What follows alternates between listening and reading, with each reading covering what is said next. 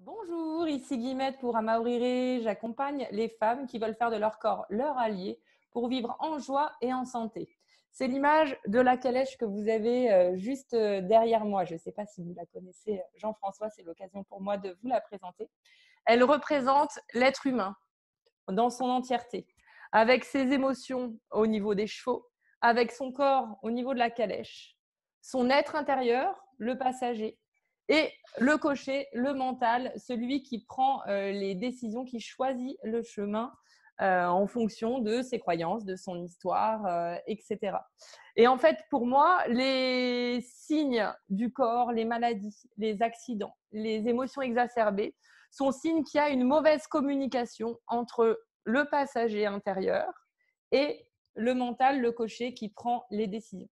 Donc, mon travail, il consiste à ramener mes clientes vers elles-mêmes en les ramenant vers leur identité, leur passager, pour qu'elles puissent identifier leurs propres solutions et devenir leur propre thérapeute.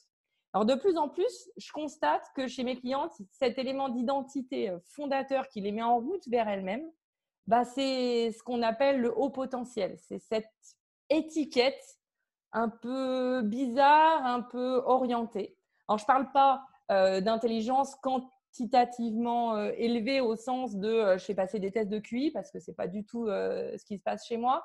Mais je parle d'intelligence qualitativement différente, qui associe un haut niveau de ressources intellectuelles, on va dire, si je reprends les mots de Jeanne Siofachin, avec une sensibilité, une émotivité qui envahit tout le champ de la pensée. On va revenir sur cette question des termes avec mon invité aujourd'hui. Bon, bref, certaines réagissent avec soulagement à cet état de fait, cet état des lieux. D'autres passent par un moment d'effondrement avant de s'épanouir enfin. En tout cas, c'est ce qui m'a donné envie d'interviewer un spécialiste du haut potentiel pour que toutes les femmes puissent s'interroger en toute conscience et en cassant les idées reçues. Je vous présente Jean-François Laurent, auteur, conférencier, et je lui laisse le soin de vous en dire plus sur lui. Bonjour Jean-François. Bonjour à À vous. toutes. Et je me reconnais bien dans ce dessin, je comprends bien le schéma, je mets des mots un peu différents, mais on se retrouvera. Donc effectivement, je suis formateur, conférencier, écrivain, je circule en France et à l'international sur les questions du haut potentiel j'ai été sollicité par mon métier, j'étais directeur d'école, et en accueillant des enfants différents, et du coup, j'ai accueilli de plus en plus d'enfants différents et de plus d'enfants au potentiel, mais je ne savais absolument pas ce que c'était. Et j'ai vécu un sublime burn-out qui m'a permis de travailler sur moi et de me découvrir au potentiel. Et beaucoup de également, différences, des traces autistiques, une dyspraxie certainement, pas trop sévère, ça va encore, et un TDAH. Donc, et tout ça font mon originalité et qui je suis me permettent peut-être d'appréhender le monde du haut potentiel, des émotions, de l'intériorité de façon peut-être un peu différente. J'aime toucher l'âme des gens, j'aime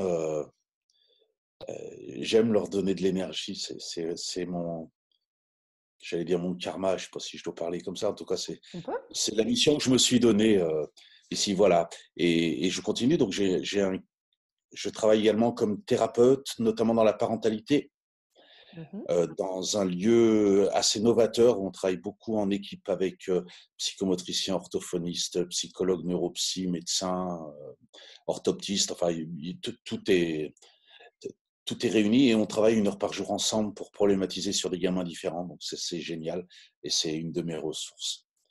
D'accord. Voilà, mon autre ressource, ce sont les gens avec qui je travaille. C'est tellement génial.